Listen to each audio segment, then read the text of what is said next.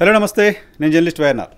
ఈరోజు పాడ్కాస్ట్లో special guest ఉన్నారు. బీఆర్ఎస్ పార్టీ ముఖ్య నేత, జాతీయ అధికార ప్రతినిధి కార్తిక్ రెడ్డి గారు. సార్ నమస్తే. నరసింహారావు గారు బాగున్నారా? బాగున్నాను సార్, ఎలా ఉన్నారు? చాలా రోజులు అయింది.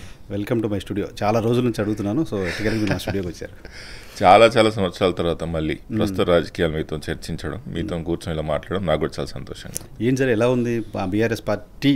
ఇప్పుడు చర్చ ఏంటంటే పార్టీ ఉంటుందా లేదా, పార్టీ మెర్జ్ అయిపోతుందా, పార్టీ కనుమరుగైపోతుందా, ఈ చర్చ ఎక్కువ కనపడుతుంది. ఎందుకు ఉంది కదండి, వెస్టెడ్ ఇంట్రెస్ట్ ఉన్న వాళ్ళు BRS party, TRS party, KCR గారి నాయకత్వం, మాలాంటి నాయకులు, కేసీఆర్ గారు, కేటీఆర్ గారు, హరీష్ రావు లాంటి వాళ్ళు రాజకీయంగా తెలంగాణ ప్రాంతాన్ని ముందుకు తీసుకెళ్ళొద్దు, రాజకీయంగా ప్రాతినిధ్యం తెలంగాణ ప్రాంతం ఉండొద్దు అనుకునే వాళ్ళందరూ ఈ అజెండాని మోస్తున్నారు. బీఆర్ఎస్ పార్టీ ఉంటే నష్టం ఎవరికి? కేసీఆర్ గారి నాయకత్వం ఉంటే నష్టం ఎవరికి? దీని వెనకాల లాజిక్ ఏం లేదు నరసింహారావు గారు. బీఆర్ఎస్ పార్టీ, టీఆర్ఎస్ పార్టీ అనేది తెలంగాణ రాష్ట్రం కోసం, తెలంగాణ హక్కుల కోసం, తెలంగాణ యొక్క ఆత్మగౌరవం కోసం పుట్టిన పార్టీ. కేసీఆర్ గారు కన్నా ముందు చాలామంది నాయకులు తెలంగాణ రాష్ట్రం కోసం పోరాడి నిజానికి కూడా తెలంగాణ రాష్ట్రం తీసుకురావాలని త్యాగాలు చేసిన నాయకులు, త్యాగశీలు చాలామంది ఉన్నారు. కానీ వాళ్ళు ఎవరితో కాని ఒక విషయం కేసీఆర్ గారు సాధించుకొచ్చారు. తెలంగాణ ప్రాంతంలో ఉన్న బీఆర్ఎస్ పార్టీ ఒక రాజకీయ పార్టీయే కాదండి. మా ఎమోషన్స్, మా సెంటిమెంట్స్, మా పూర్వకులు చేసిన త్యాగాలు అన్నిటి ముడిపడి ఉన్న ఒక పార్టీ అది. ఎందుకు అంత బాధ అవుతుంది నరసింహారావు గారు? మా పార్టీని చూస్తే ఎందుకు అంత బాధ అవుతుంది? ఎందుకు మా పార్టీ ఉండొద్దని కోరుకుంటున్నారు? పార్టీ పేరునే భారత రాష్ట్ర సమితి చేసుకున్న తర్వాత ఇంకా తెలంగాణ అనే పదం ఉచ్చరించే పరిస్థితి. అది ప్రజలు ఆ రోజు తీర్పు ఇచ్చినారు. నచ్చలేదు మేము చేసిన పని నచ్చలేదు, టీఆర్ఎస్ని బీఆర్ఎస్ చేయడం నచ్చలేదు, కాబట్టి మాకు ఎన్నికల్లో ఫలితాలు వచ్చినాయి. కానీ కూడా గుర్తుపెట్టుకోండి నరసింహారావు గారు, మనసా వాచా కర్మన మా పార్టీ, మా నాయకత్వం, మేమందరం తెలంగాణ ప్రాంతం కోసమే, తెలంగాణ హక్కుల కోసమే పుట్టిన పార్టీ, ఉన్న పార్టీ. దీంట్లో ఇంకో రెండో విషయం లేదు, సందిగ్ధం కూడా లేదు. వీఆర్ వెరీ క్లియర్ అండి. సో పార్టీలో తెలంగాణ లేకపోయి ఉండొచ్చు, మా మనసులో ఉందండి, మా హృదయాల్లో ఉంది, మా ఆత్మలో ఉంది. మా పార్టీ తెలంగాణ కోసమే పుట్టింది, తెలంగాణ కోసమే ఉన్నది, తెలంగాణ కోసమే కొట్లాడుతుంది కూడా. భారత రాష్ట్ర సమితి అనే పేరు పెట్టడాన్ని ప్రజలు తిరస్కరించినట్టుగా చూస్తున్నారు. ఎన్నికల్లో ఫలితాలు అట్లనే వచ్చినాయి అనుకోవాలి కదండి. ఓకే, సో ప్రజలు ఇచ్చిన తీర్పుని తీసుకుంటుందా బీఆర్ఎస్ పార్టీ? తీసుకున్నాం కదా. తీసుకోవడం అంటే పైరు మళ్ళీ మార్చుకుంటారా అని వస్తుందేమో, నాయకత్వం వల్ల ఆ నిర్ణయం తీసుకుంటుందేమో. నేను నా స్థాయిలో ఆ నిర్ణయం చెప్పలేను, లేకపోతే జరుగుతుంది ఖచ్చితంగా నరసింహారావు గారు, లేదు జరగదని కూడా రెండు చెప్పలేదు. జరగాలని కోరుకుంటున్నారు. నేను జరగాలని కోరుకుంటున్నాను. ఓకే, బీఆర్ఎస్ నుంచి టీఆర్ఎస్ పోవాలని కోరుకుంటున్నాను. మా నాయకత్వం అని చాలాసార్లు చెప్పినా నేను.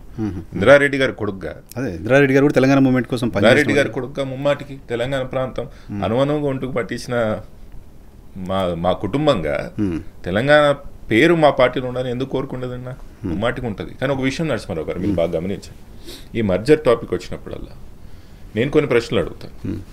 బీజేపీ పార్టీ అధికారంలోకి వచ్చి 12 సంవత్సరాలు అయిందా? కంటిన్యూస్గా దాదాపు ఈ దేశంని అప్పుడెప్పుడో చిన్నప్పుడు కాంగ్రెస్ పార్టీ పరిపాలించిందంటే మనం చూడలేదు. ఈ విధంగా సింగిల్ పార్టీ మెజారిటీగా దాదాపు 3 టర్మ్స్ వచ్చిందా సుమారు? ఎన్ని పార్టీలు మర్జ్ చేసుకుందండి బీజేపీ? ఒక్క ఎంపీ పార్టీనన్నా మర్జ్ చేసుకోగలిగిందా బీజేపీ? ఈవెన్ బీహార్లో చిన్న పార్టీ మాంజీ పార్టీని కానీ, అప్నా పార్టీ కానీ, అప్నాదల్, ఆర్పిఐ పార్టీ లాంటి వాళ్ళని కూడా మర్జ్ చేసుకోలేదు. ఒక్కొక్క ఎంపీ ఉన్న పార్టీలను కూడా వాళ్ళు క్యాబినెట్లో స్థానం కల్పించి మర్జ్ చేసుకోలేదు. 12 సంవత్సరాల నుంచి అధికారంలో ఉన్న బీజేపీ పార్టీ దేశవ్యాప్తంగా ఏ ఒక్క పార్టీని మర్జ్ చేసుకోలేదు. కానీ మా పార్టీ మర్జ్ అవుతుందని ఎట్లా అనుకుంటున్నారండి? ఎలా చేసుకోగలుగుతారు అనుకుంటున్నారు? నిప్పు లేకుండా పొగ రాదంటారు కదా. నిప్పు దుమ్ము లేపితే కూడా పొగ వస్తుంది నరసింహారావు. దుమ్మేనా? దుమ్ము లేపితే కూడా పొగ వస్తుంది, నిప్పు పెట్టాల్సిన అవసరం లేదు. దుమ్ము నట్టి ఇట్టి చల్పండి, పొగలాక అది కూడా లేస్తుంది. ఇది ముమ్మాటికి దుమ్ము పొగే, నిప్పేం లేదు దీని వెనకాల. ఇప్పటి వరకు మర్జర్ కాలేదు, ఏ పార్టీ మర్జ్ చేసుకోలేదు బీజేపీ. మేము ఎట్లా మర్జ్ అవుతాం? మేము అంత కేసీఆర్ గారు, బీఆర్ఎస్ పార్టీ మేము అంత ఆషామాషిగా కనిపిస్తున్నామా? మాకు చరిత్ర లేదా? తెలంగాణ ప్రాంతానికి ఒక రీజనల్ పార్టీ ఉండొద్దా?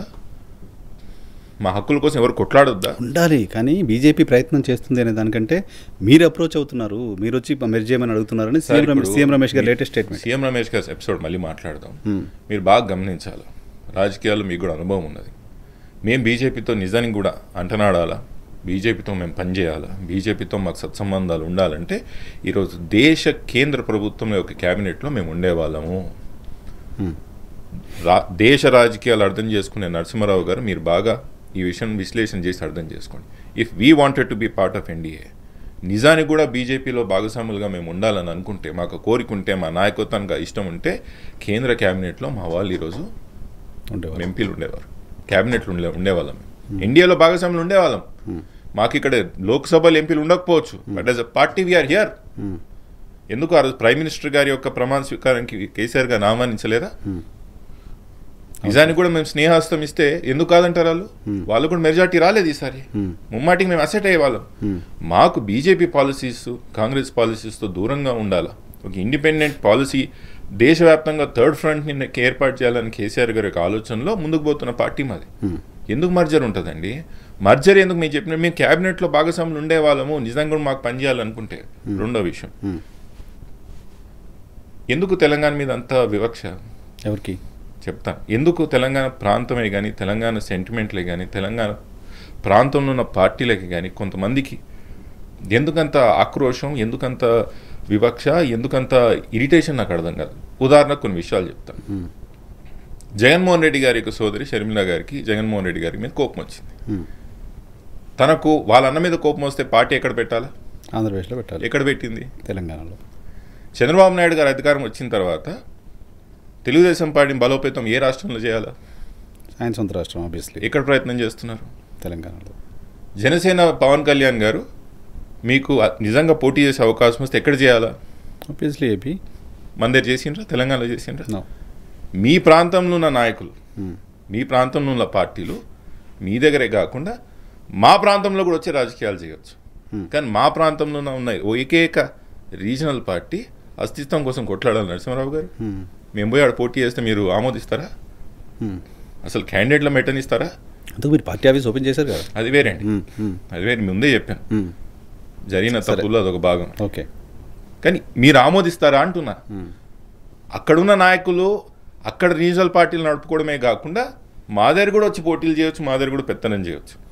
మా దగ్గర ఉన్న ఒకటే ఒక రీజనల్ పార్టీ. తెలంగాణ అస్తిత్వానికి, తెలంగాణ సెంటిమెంట్కి, తెలంగాణ చరిత్రకి ముడిపడి ఉన్న ఒక పార్టీ ఇక్కడ కూడా మనుగడ ఉండొద్దా? నిజంగా ఓకే, ఓకే. టీఆర్ఎస్ తప్ప ఇంకో రీజనల్ పార్టీ లేదు, ఉండొద్దా? లేదు. మీ ప్రాంతానికి మూడు పార్టీలు ఉండొచ్చు, ఓ వైసీపీ, ఒక టీడీపీ, ఒక జేఎస్పీ ఉండొచ్చు. మా ప్రాంతంలో ఒక్కొక్క రీజనల్ పార్టీ ఉండొద్దా? ఎందుకండి ఆక్రోషం? ఎందుకు అంత ఆక్రోషం ఉంటుంది బీఆర్ఎస్ పార్టీ? దీంట్లో వెస్టెడ్ ఇంట్రెస్ట్ ఉంది. మీరు అంటారు మళ్ళీ ఇప్పుడు ఏమంటారు, మీరు ప్రతి తెలంగాణ మూమెంట్కి తెలంగాణ రాష్ట్రానికి ఎట్లా ముడి పెడతారని ఇప్పుడు నేను చెప్పబోదు. తెలంగాణ రాష్ట్రాన్ని వ్యతిరేకించిన ప్రతి ఒక్కడు తెలంగాణ ప్రాంతంలో మా యొక్క అస్తిత్వం ఉండొద్దు, తెలంగాణ నాయకుల అస్తిత్వం ఉండొద్దు, ఇది ఢిల్లీ వాళ్ళ చేతిలో ఉన్నా పర్లేదు కానీ, ఓకే, ఢిల్లీ నాయకుల చేతిలో ఉన్నా పర్లేదు కానీ తెలంగాణ చేతిలో తెలంగాణ ఉండొద్దు అనే ఒక కుట్రలో బీఆర్ఎస్ పార్టీ మీద జరుగుతున్నటువంటి దాడి. సో మొత్తం తెలంగాణను వ్యతిరేకించిన అన్ని పార్టీలు, అన్ని వ్యక్తులు, అన్ని శక్తులు అందరు కూడా. ఇంకోటి కూడా చెప్తాను, ఎవరెవరైతే బీఆర్ఎస్ పార్టీ బీజేపీలో విలీనం అవుతుందో అంటున్నారో పార్టీలకు అతీతంగా, వ్యక్తులకు అతీతంగా వాళ్ళందరూ రేవంత్ రెడ్డి గారితో టచ్లు ఉన్న వాళ్ళే, రేవంత్ రెడ్డి గారు చెప్పిస్తున్న వారే. సో అప్పుడు రేవంత్ రెడ్డి తెలంగాణను వ్యతిరేకించిన వ్యక్తిగానే చూస్తారా? అంతే కదా. ఆ రోజు నుంచి ఉన్న తెలంగాణ ఆత్మ లేదు రేవంత్ రెడ్డి గారికి ముందు నుంచి చెప్పేది. బనకచెర్ల ఇప్పుడు మనం మాట్లాడదాం, అది కూడా బనకచెర్ల నుంచి మొదలుపెట్టి చాలా విషయాలు ఉన్నాయి. ఇప్పుడు తెలంగాణ కోసం నేను ఉద్యమం చేశాను రేవంత్ రెడ్డి గారు చెప్తున్నారు. ఒకరోజు జిందాబాద్ కొట్టిన వాళ్ళందరూ ఉద్యమాలు చేసిన వాళ్ళు కాదండి. ఒకరోజు జిందాబాద్లో కొట్టిన వాళ్ళు ఎవరు ఉద్యమాలు చేసిన వాళ్ళు కాదు. దాని వెనకాల చాలా త్యాగాలు ఉంటాయి.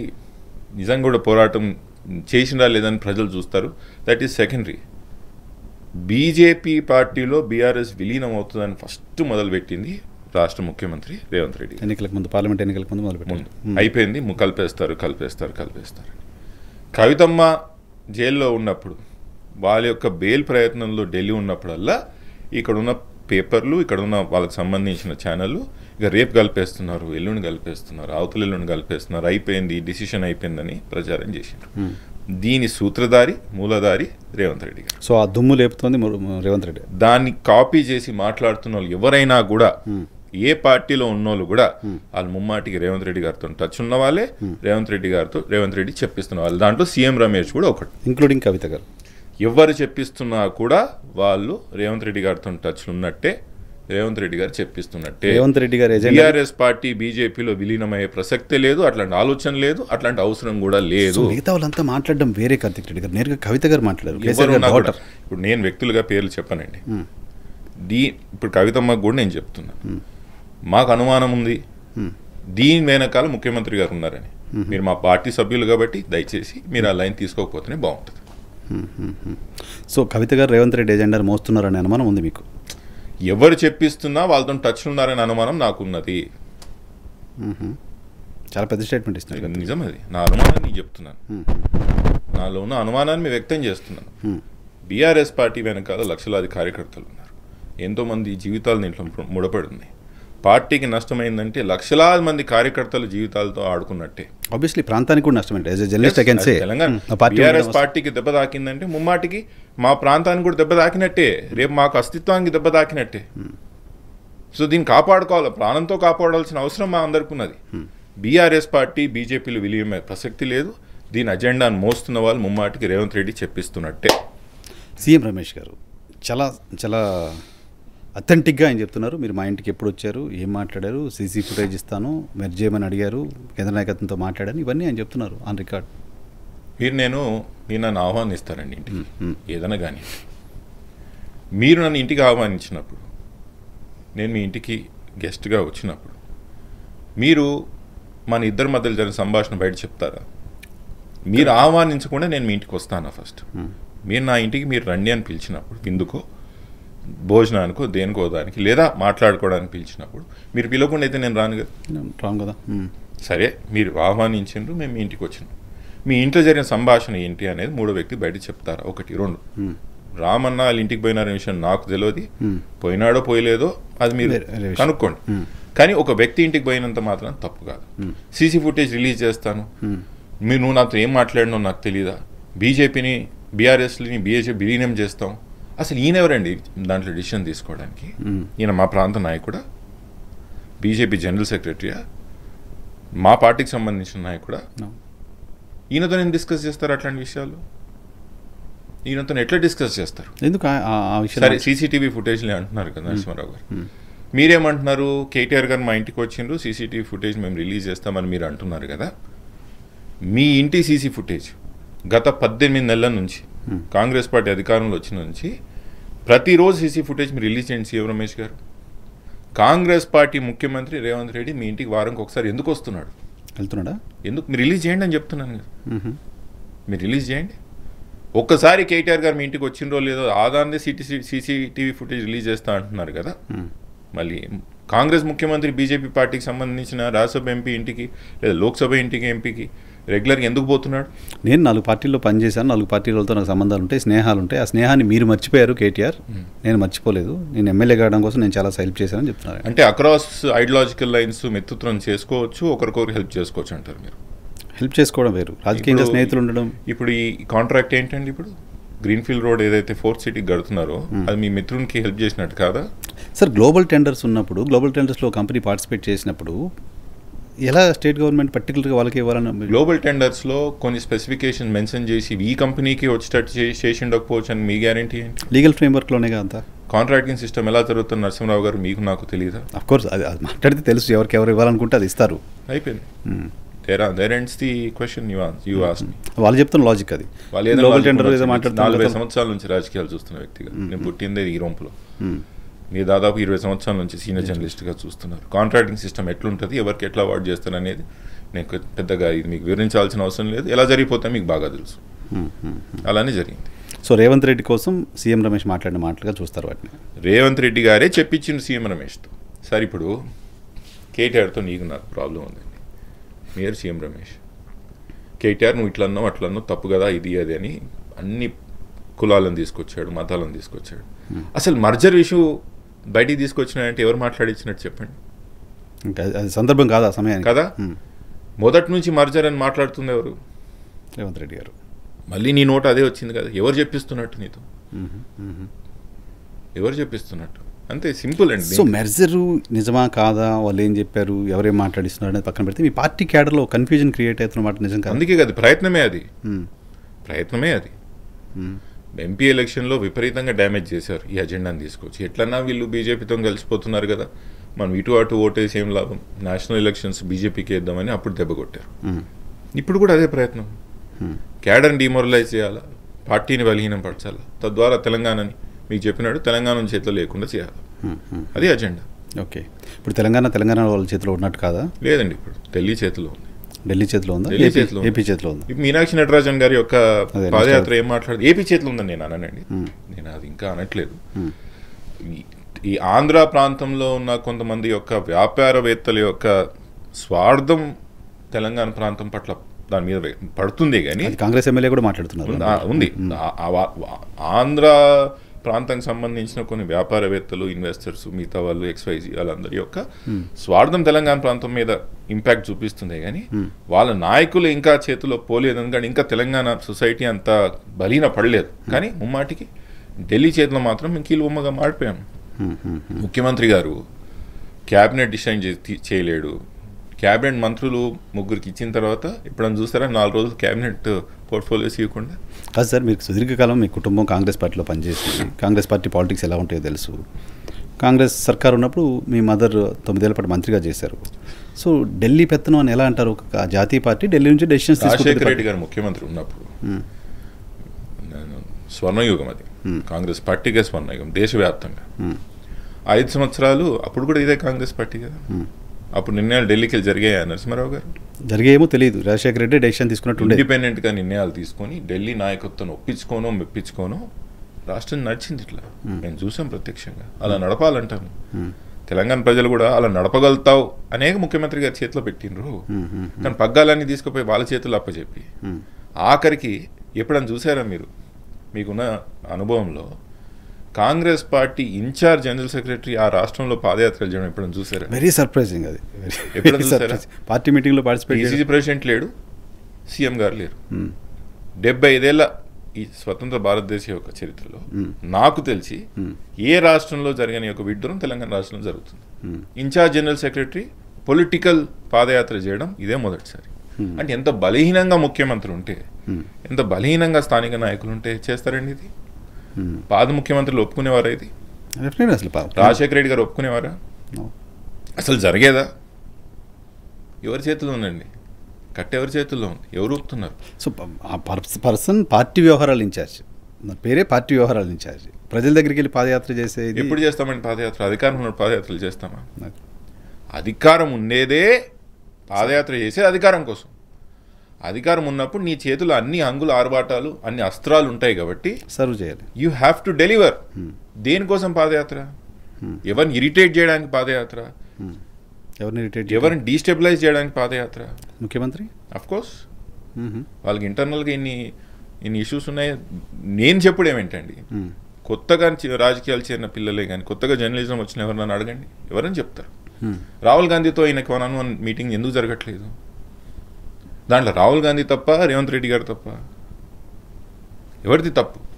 ఇప్పుడు యాజ్ ఎ పార్టీ లీడర్గా లీడర్ యొక్క కాన్ఫిడెన్స్ నెగ్గించుకొని ఆ కాన్ఫిడెన్స్ రీటైన్ చేయడం నా బాధ్యత. ముఖ్యమంత్రి ఒకవేళ నా పార్టీలో ఉంటే ఆ ముఖ్యమంత్రిని కలుపుకోపోయి పార్టీని రాష్ట్రాన్ని ముందు తీసుకుపోయే బాధ్యత అది నాయకత్వం. ఇప్పుడు 2 జరుగుతలేవు కదా. కానీ మొన్న బీసీ రిజర్వేషన్లకు సంబంధించిన అంశం, కులగణనకు సంబంధించిన అంశం పైన రాహుల్ గాంధీ రేవంత్ రెడ్డి సర్కార్ చాలా అద్భుతంగా చేసింది, నేను ఇలా తొందరగా చేస్తారో లేదో అనుకున్నాను, చాలా బాగా చేసిందని చెప్తున్నారు. సేమ్ టైం రాహుల్ గాంధీ నా ఆత్మ ఒకటే అని రేవంత్ రెడ్డి చెప్తున్నారు. వాళ్ళ మధ్య అంత సినర్జీ కనిపిస్తుందా మీకు? మాటల్లో వినిపిస్తోంది. మీరు ఏ అద్దాల నుంచి చూస్తున్నారో అద్దాలు నాకు కూడా పంపండి. నాకు తెలిసి ఇది చాలా డిస్ఫంక్షనల్గా నడుస్తున్నటువంటి వ్యవస్థ. శృతి లేని సంసారం అంటామా, అలానే ఉంది. కట్టుకున్నాం తప్పదు కానీ శృతి లేదు, దానికి ఒక ముందు పడుతుందని కూడా నాకైతే కాంగ్రెస్ పార్టీలో ఉన్న ఇంటర్నల్ స్క్వాబుల్స్ ఇంత భయఘటంగా బయటపడి ఇంత ఓపెన్గా ఇన్ఛార్జ్ జనరల్ సెక్రటరీ పాదయాత్ర చేయడం, మంత్రులు ఒక దిక్కు, ముఖ్యమంత్రి గారు ఒక దిక్కు, ఇది రాష్ట్రానికి మంచిది కాదు, వాళ్ళ పార్టీకే తిట్టలేని మంచిది కాదు. సో రేవంత్ రెడ్డి గారి పరిస్థితి అంటే మీకు బాగా క్లోజ్ అయినా, మీరు ఆల్మోస్ట్ కలిసి పనిచేశారుగా, చాలా క్లోజ్గా మంచి మిత్రత్వం ఉండేది. కానీ ఇప్పుడు అట్లాంటి పరిస్థితి ఏం లేదు. పరిస్థితి ఏముండదు, ముఖ్యమంత్రి అయిపోయినారు. ప్రజల నుంచి విపరీతమైన ఎక్స్పెక్టేషన్స్ ఉన్నాయి. ఎక్స్పెక్టేషన్స్ మ్యాచ్ కాలేకపోతున్నాడు, సింపుల్. బట్ కొన్ని సలహాలు తీసుకోవడమో, కనీసం ప్రజలు ఇప్పుడు 7.5 మీరు ఏం చేశారో ప్రజల దగ్గరికి వెళ్ళి కూడా చెప్పలేకపోతున్నారు. చేయలేదు కాబట్టి ఏం చేస్తారని చెప్తారండి? రుణమాఫీ అన్నారు, చేయలేదు. 100 రోజుల్లో 6 గ్యారంటీ డెలివరీ చేస్తామన్నారు, అది చేయలేదు. 22,000 కోట్ల రూపాయలు బ్యాంకులకు మేము ప్రభుత్వం నుంచి ఇచ్చాం రుణమాఫీకి సంబంధించిన. 13,000 కోట్లు 14,000 కోట్ల అక్షరాలు ₹1 కానీ ఎక్కువ రూపాయి ఇవ్వలేదు. దాదాపు 60% మందికి రుణమాఫీ జరగల. ఈ సత్యం. మీరు గ్రామాలలో పోయి మీరు ఎంక్వైరీ 2 లక్షల పైన ఉన్న వాళ్ళకి చాలా మంది జరగలేదు అని చెప్తున్నారు. 2 లక్షల లోపల ఉన్న వాళ్ళకి చాలా మంది జరగల. రుణమాఫీ చేయలేకపోయినరు. The most successful scheme Telangana వచ్చిన తర్వాత రైతు బంధు ముక్కలు చేశారు. రైతుల యొక్క కాన్ఫిడెన్స్ నమ్మకం మీద దెబ్బ కొట్టారు. తెలంగాణలో అంటారు వీటి మీద పొట్ట మీద కొట్టకంటారు, పొట్ట మీదే కొట్టిండ్రు. తెలంగాణ రాష్ట్రంలో ఉన్నారు, తెలంగాణ రాష్ట్ర ముఖ్యమంత్రి గారు తెలంగాణ ప్రాంత రైతాంగం యొక్క పొట్ట మీద కొట్టారు. రేవంత్ రెడ్డి గారికి చాలా డిజైర్, ముఖ్యమంత్రి కావాలి డిజైర్ ఉన్నారు. ముఖ్యమంత్రి అయిన తర్వాత ఎందుకు ఫెయిల్ అయ్యారు అనుకుంటారా? ఫెయిల్యూర్ సీఎంగానే చూస్తారా ఆయన? ప్రస్తుతం అయితే అదే అనాలి. మాటికి ప్రజల ఎక్స్పెక్టేషన్ మ్యాచ్ కానీ ప్రతి నాయకుడు యాజ్ అ పాలిటీషియన్గా ఫెయిలియరే. ముఖ్యమంత్రి గారి మీద బ్రహ్మాండమైన ఎక్స్పెక్టేషన్స్ ఉంది కదా, నీకు ఓట్లు వేస్తారు. Yes, you were the face of Congress party. ముమ్మాటికి మీరు ఫెయిల్ అయినారు. లోకల్ బాడీస్ పెట్టడానికి తాచారం ఎందుకండి? కోర్టు డైరెక్షన్ ఉంది, సెప్టెంబర్లో పెడతారు. ఇప్పుడు పెట్టాల్సింది ఎప్పుడు పెట్టాలి? ఎందుకు తాచారం? భయపడే పెట్టలేదా? 100% భయపడే పెట్టలేదు. మీకు కాన్ఫిడెన్స్ ఉందా ఇప్పుడు లోకల్ బాడీస్లో మీరు గెయిన్ అవుతారు? 90% సీట్లు గెలుస్తాం నరసింహారావు గారు. 94లో నాకు చిన్నగా ఉన్నాను కానీ మాకు చెప్తారు, 94లో ఎన్టీ రామారావు అధికారం రాకముందు కాంగ్రెస్ పార్టీ మీద విపరీతమైన వ్యతిరేకత ఉండే. చెన్నారెడ్డి గారు చీఫ్ మినిస్టర్ అయిపోయిన తర్వాత అప్పుడు మళ్ళీ ఇద్దరు ముఖ్యమంత్రులు మార్చినాక 1 సంవత్సరం ముందు లోకల్ బాడీ ఎలక్షన్స్ వచ్చాయంట. అప్పుడు తెలుగుదేశం పార్టీ 90% లోకల్ బాడీస్ నెగ్గింది. అదే పరిస్థితి ఈరోజు తెలంగాణలో మళ్ళీ రాబోతుంది. అంత కాన్ఫిడెన్స్ ఉందా మీకు? గెలుస్తామండి, అట్లుంది. వాస్తవం, అది నిజం. గ్రౌండ్లో అదే పరిస్థితి ఉంది. 10 ఏళ్ల బీఆర్ఎస్ పార్టీ చేసిన మోసాలు, ద్రోహాలు ఇంకా జనం మర్చిపోలేదు. వాళ్ళు ఆ పార్టీ లేదు ఇంకా కాంగ్రెస్ పార్టీ ద్రోహాలనే చాలా పెద్ద పదాలు అవుతాయి. ఇందిరమ్మ దళితులకు 3 ఎకరాలు అన్నారు ఇవ్వలేదు, డబుల్ బెడ్రూమ్లు అన్నారు ఇవ్వలేదు, ఇలా చాలా లిస్ట్ కాంగ్రెస్ పార్టీ చదువుతూ ఉంటుంది. మోసాలు ఘోరాలు అన్నట్టు చాలా పెద్ద మాట అయిపోతుంది. ముమ్మాటికి తెలంగాణ ప్రాంతాన్ని 10 సంవత్సరాల్లో కనీవిని ఎరగని విధంగా ఎవరు ఎక్స్పెక్టేషన్స్ని కూడా మించి డెలివర్ చేసింది కేసీఆర్ గారు. అది మీరు గ్రామాలలో పోతే ముమ్మాటికి అది ఒప్పుకుంటారు కూడా. కానీ కాంగ్రెస్ పార్టీ ఒక బ్రహ్మాస్త్రం వాడిందండి. ఎప్పుడు వాళ్ళైనా మాకు ఒక అవకాశం ఇవ్వండి అని. భారతదేశ రాజకీయాల్లో ఒక ఛాన్స్కి ఎంత పవర్ ఉంటుందో మీకు తెలుసు. దానికే పడ్డారు జనాలు. చూద్దాం అవకాశం ఎప్పుడు వాళ్ళైనా, కొత్తలో కూడా చూద్దాం. ఆ అవకాశంతో నెగ్గిన ఒక పార్టీ, ఆ అవకాశంతో నెగ్గిన నాయకులే కానీ మా మీద పెద్దగా వ్యతిరేకత, వ్యతిరేకత కాదు, లేకపోతే మేము అసలు పనే చేయలేదన్నంత వ్యతిరేకత అయితే ప్రజల్లో లేదు. మీకు ఆ సింపతి ఏంటో ఇప్పుడు 2 కారణాలు. ఎందుకు గెలుస్తా అంటారు 90% సీట్లు మీరంటే, ఎస్ కేసీఆర్ బాగా చేసిన ప్రజల్లో ఉంది, ఎస్ కాంగ్రెస్ పార్టీకి బుద్ధి చెప్పాలని రెండో విషయం కూడా ఉంది. అందుకే మాకు 90% సీట్లు వస్తాయి. కాళేశ్వరంతో రాష్ట్ర ఖజానా పైన అప్పుల భారం మోపారు. కాళేశ్వరం కూలిపోతోంది. బహుశా ఇవాళ రేపు నివేదిక కూడా ఇస్తున్నట్టుంది కాళేశ్వరం కమిషన్. కేసీఆర్ని అరెస్ట్ చేయబోతున్నారు, కేటీఆర్ అరెస్ట్ కాబోతున్నారు. ఇటువంటి క్యాంపెయిన్ కూడా ఈ పార్టీ క్యాడర్ని డిస్టర్బ్ చేస్తుంది. భారతదేశ రాజకీయాల్లో ప్రతిపక్ష నాయకులని అధికార పక్షం అరెస్ట్ చేయడం ఇది సరా మామూలే. చాలా చూసాం. అరెస్ట్ అవుతారా అంటే చేస్తే వాళ్ళు మూర్ఖత్వం. నిజాన్ని కూడా ఇట్లాంటి విషయాల్లో మీరు నాయకులను అరెస్ట్ చేస్తే పక్కల రాష్ట్రంలో ఏమైంది మనకు తెలియదా? జగన్ జైలు పెడితే ఏమైందో మనకు తెలియదా? రేవంత్ రెడ్డి గారు స్వతహాగా జైలుకు పోయేస్తే ఏమైందో మనకు తెలియదా? ఏమవుతుంది? మహాత్మా గాంధీ లాంటి వాడు సంవత్సరాలు గడిపినాడు జైల్లో ప్రజల కోసం. This is silly way to scare politicians. మేము జైలు వేస్తాం అది ఇది అన్నాడు, ఎవడు భయపడతాడు? మన అక్రమాలు చేసి దుమ్మిలు చేస్తే లేకపోతే మోసాలు చేస్తే భయపడాలి. కానీ ప్రజా జీవితంలో ఉన్నప్పుడు ప్రజల కోసం పనిచేసిన ఒక తరుణంలో జైలుకు పంపితే that is part and parcel of life. రెండో విషయం కాళేశ్వరం. సార్ మనం కొత్తిల్లు కట్టుకుంటాం, కొత్తిల్లో ఒక గోడకు పర్రబాసింది, ఏం చేస్తామండి మనం? ఆ గోడ తీసేసి కొత్త గోడ వేసుకొని గోడకు పర్రబాసిందని ఇల్లంతా కూలగొడతామండి? ఇది ఎక్కడ పిచ్చండి, నాకు అర్థం కాదు. కాళేశ్వరం అనేది 18 కాంపోనెంట్స్ సంబంధించిన ఒక ప్రాజెక్ట్. ఒక కాంపోనెంట్లో 4 పిల్లలు కుంగితే మొత్తం కాళేశ్వరం మునిగిపోయిందని ప్రచారం చేయడం కరెక్టా నరసింహారావు గారు? కరెక్టేనా అంటారా? డెఫినెట్గా నో. మళ్ళీ మీరు ఏం చేయాలా బాధ్యత ఉన్న గవర్నమెంట్గా? ఆ 4 పిల్లర్లు మీరు రిపేర్ చేసి ఎస్ మేము చేసి చూపించినాం, డెలివరీ చేసినాం అని చెప్పాలా వద్దా? ఏంటండి రాజకీయం? ఏమవుతుంది దీనివల్ల? ఎన్డీఎస్ఏ కూడా రిపోర్ట్ ఇచ్చింది కదా, నేషనల్ డ్యామ్ సేఫ్టీ అథారిటీకి ఇంకో ప్రశ్న కూడా వేస్తారు. మొన్న బనకచెర్ల మీద వీళ్ళు డిస్కషన్ పోయినప్పుడు ముఖ్యమంత్రి గారు బయటకు వచ్చి ఏం చెప్పారు? శ్రీశైలంలో కూడా డ్యామేజ్ జరిగింది, అది మేము చేయాలా వాళ్ళు చేయాలా అనేది ఒక సందిగ్ధం ఉంది. ఆ లాస్ట్కి ఆంధ్రప్రదేశ్ని ఒప్పించాం, వాళ్ళే చేస్తారని. శ్రీశైలం మీరే కట్టారు కదా, కాంగ్రెస్ పార్టీ కట్టింది, మళ్ళీ ఎందుకు డ్యామేజ్ అయింది? ఇరిగేషన్ ప్రాజెక్టులు డ్యామేజ్లు కాకుండా ఉంటాయా? దాంట్లో ఎన్డీఎస్సీ ఎందుకు రాలేదు? మళ్ళీ అప్పుడు రిపోర్ట్ ఎందుకు ఇవ్వలేదు?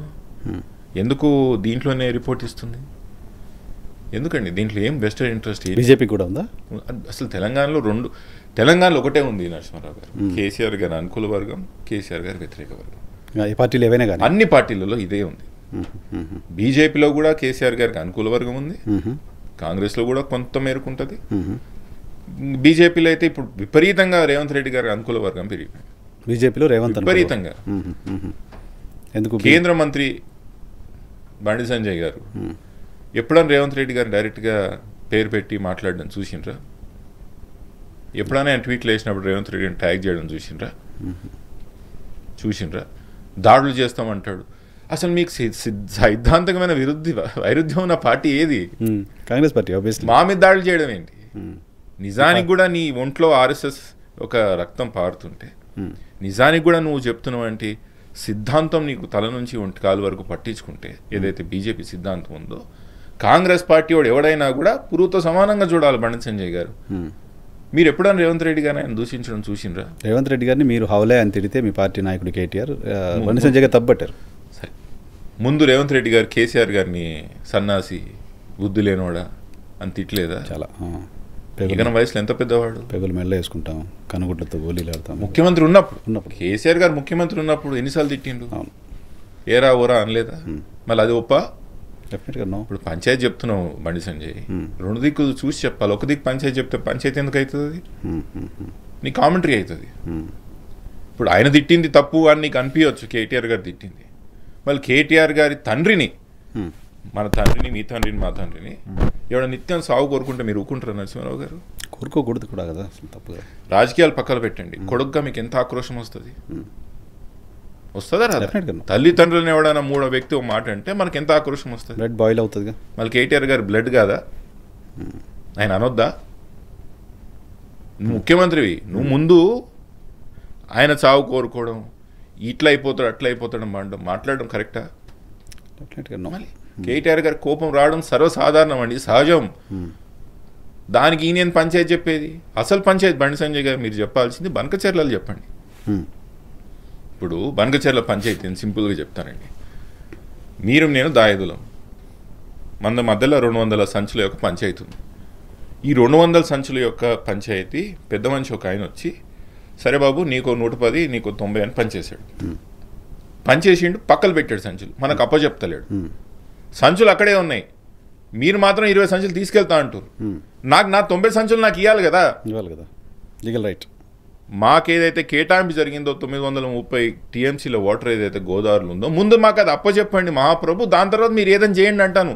మీరు పనిచేసి మీ దగ్గరనే అన్ని పెట్టుకొని మాకు రావాల్సింది మాకు ఇవ్వకోకుండా ఆ ప్రాంతం ముందు మేము ఇన్ని తీసుకుపోతాం, మాకు ఇంకా ఉంది కదా అంటే ఇది ఎక్కడ పంచాయతీ అండి? ఎందుకు భారతీయ జనతా పార్టీ రాష్ట్ర మీరు పంచాయతీ చేయాల్సి అనుకుంటున్నారు బండి సంజయ్ గారు, మీరు దేశంలో అధికారంలో ఉన్నారు, మీరు కమిటీ కూర్చోబెట్టారు. ఆ కమిటీకి అసలు నిజానికి కూడా శాంటిటీ లేదు, వాళ్ళకి సంబంధం. ఎందుకంటే ఆల్రెడీ ట్రైబ్యునల్లో డిస్కషన్ జరుగుతున్నాయి గోదావరి వాటర్ మీద. బ్రిజేష్ కుమార్ ట్రిబ్యునల్లో ఇంకా అవార్డు ఇవ్వలేదు. అది there are arguments going on. Already ఒక హైకోర్టులో డిస్కషన్ జరుగుతున్నప్పుడు లోవర్ కోర్టులో ఇదేంటంటే నాకు అర్థం కాదు. ఆయన కూడా కమిషన్ చేసిండ్రు. దాంట్లో పంచాయతీ చెప్పాల్సింది ఇప్పుడు బీజేపీ పార్టీ. రాష్ట్ర ముఖ్యమంత్రిగా అజెండాలో బనకచెర్ల అని ఉన్నప్పుడు మీరు పోతారా ముఖ్యమంత్రిగా? అజెండాలో లేదు అని చెప్తున్నారు సీఎం. అజెండాలు ఉంది కదా సార్, మీకు తెలుసు నాకు తెలుసు అజెండాలు ఉందని. ఆయన లేదని చెప్పొచ్చు sir. On paper government discussions ఎట్లుంటాయి? పేపర్ మీద ఉండేదే ఎజెండా పేపర్ ఉంటుంది కరెక్టా? మినిట్స్ మామూలుగా ఏమంటాం, this minutes have been approved, this agenda has been discussed అంటారు, అవునా కదా? అజెండాలు ఆల్రెడీ ఉన్నప్పుడు మీరు ఎలా మీటింగ్ పోతారు? పోయినారు, మీటింగ్ కూర్చున్నారు, బయటకు వచ్చి అసలు దాని మీద డిస్కషన్ జరగలేదంటే ఎవరిని నమ్మేయడానికి ప్రయత్నం చేస్తుండ్రు? రేపు కమిషన్ నాకు తెలిసి 100% ఆంధ్రాకి ఫేవరబుల్గా ఇస్తారు. బీజేపీ పార్టీ, తెలుగుదేశం పార్టీ కలిపి తెలంగాణ ప్రాంతంలో మా హక్కులని లాక్కపోవడానికి ప్రయత్నం చేస్తుండ్రు. అధికారులు కమిటీ ఇస్తుంది, 100% ఇస్తుంది. అందుకే కదా వాళ్ళు కమిటీ వేసుకున్నది. ట్రైబ్యునల్ ఉండగా మీరు కమిటీ ఎందుకు వేసారండి? ట్రైబ్యునల్ కదా తేల్చాల్సింది కదా. మీరు కమిటీ ఎందుకు వేసారు? ఎవరి కోసం వేసిండ్రు? అంత తొందర ఏంటి? అసలు ఆ కమిటీకి మీరెందుకు పోయారు తెలంగాణ ముఖ్యమంత్రిగా? బండి సంజయ్ గారు నిజంగా మీరు పంచాయతీ చేయదలుచుకుంటే ఆయనేం తిట్టిండు ఈయనేం తిట్టిండు మొదలు కూర్చొని కోతి పంచాయతీలు అవసరం లేదు. మీరు కూర్చొని బనకచెర్ల తెలంగాణ ప్రాంతానికి నష్టం జరుపుకోకుండా చూడండి. నిజానికి కూడా కమిటీ తెలంగాణకు వ్యతిరేకంగా ఇట్లా అవార్డు ఇచ్చినా లేకపోతే ఆర్డర్ ఇచ్చినా దీనికి ప్రైమరీ అక్యూజ్డ్ బీజేపీ పార్టీ అవుతుంది, ప్రథమ ముద్దాయి. నిన్నటికి నిన్న కాంగ్రెస్ పార్టీ ఎంపీ అనిల్ కుమార్ యాదవ్ అడిగితే కేంద్ర ప్రభుత్వానికి రాష్ట్ర ప్రభుత్వం, ఆంధ్రప్రదేశ్ రాష్ట్ర ప్రభుత్వం బనకచెర్ల మేము ఇంకా మొదలు పెట్టలేదు, కట్టట్లేదు అని చెప్పింది. So there ends the matter కదా. సంతోషమే, నేను మళ్ళీ చెప్తున్నా, కమిటీ రికమెండేషన్స్ తెలంగాణకు వ్యతిరేకంగా వస్తే దీంట్లో మొదటి ముద్దాయి మాత్రం బీజేపీ పార్టీ. ఆబ్వియస్లీ సరే, మంచి సంతోషం, 8 మంది ఎంపీలు గెలిచిండ్రు, కొట్లాడిన తెలంగాణ కోసం. మీరు తెలంగాణ బిడ్డలే కదా, తెలంగాణ రక్తం పారుతుంది కదా మీలో కూడా, తెలంగాణ హక్కుల కోసం కొట్లాడుంది, తప్పేముంది, that's your right. Okay, so Banakacherla ద్వారా తెలంగాణ రాష్ట్ర ప్రయోజనాలకి నష్టం జరుగుతోంది. తెలంగాణ రాష్ట్ర ప్రయోజనాలకు నష్టం జరగడం ఒకటే కదా నరసింహారావు గారు. మళ్ళీ అంటారు ఏంది, మళ్ళీ మీరు ఆత్మగౌరవం పంచాయతీ పట్టుకొస్తారు ఏంది. అవునండి, మా హక్కు అది. ఎందుకు మా ఆత్మగౌరవం ఎందుకు దెబ్బతినొద్దు? మా 2 ప్రాంతానికి సమానంగా లీలు డివిజన్ జరిగినప్పుడు లేదా అవార్డు జరిగినప్పుడు ఆ అవార్డుని ఫైనల్ చేసి Brijesh Kumar tribunal final award చేసినాక తీసుకెళ్ళండి, ఎవరు వద్దంటున్నారు? పంచాయతీ జరగకముందు నా సంచులు నువ్వు ఎట్లా తీసుకుపోతావు అంట.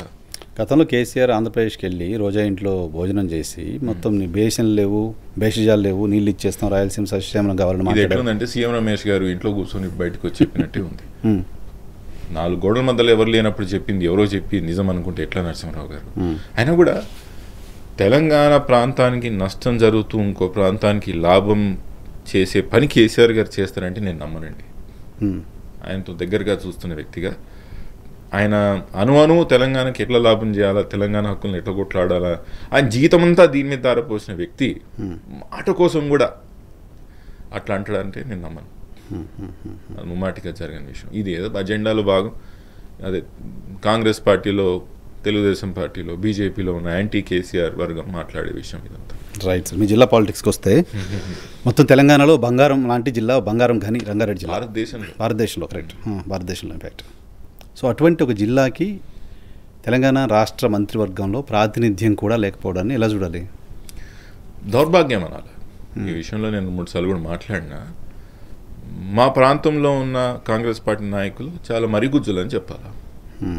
నీ పార్టీలో హక్కుల కోసం కూడా నువ్వు కొట్లాడలేక తెలంగాణ రాష్ట్రాన్ని కాదు భారతదేశానికి కూడా ఒక ఎకనామిక్ ఇంజిన్ రంగారెడ్డి జిల్లా. నీకు తెలుసో తెలీదో, పర్ క్యాపిటాలో గుడ్గాం జిల్లా తర్వాత 2వ స్థానం దేశంలోనే రంగారెడ్డి జిల్లా. బెంగళూరు రూరల్, చెన్నై రూరల్ ఇవన్నీ కాకుండా మంది నెంబర్ 2 ఉంది బై ఫార్. గుడ్గాం చాలా దగ్గరికి వెళ్ళి అంత ప్రాముఖ్యత, ప్రత్యేకత కలిగిన జిల్లాకి రాష్ట్ర క్యాబినెట్లో స్థానం లేకపోవడం మా జిల్లాకి నిజంగా సిగ్గుచేటు. మా నాయకులు, రంగారెడ్డి జిల్లాలో ఉన్న నాయకులు మరుగుజ్జులే అని చెప్పాలి.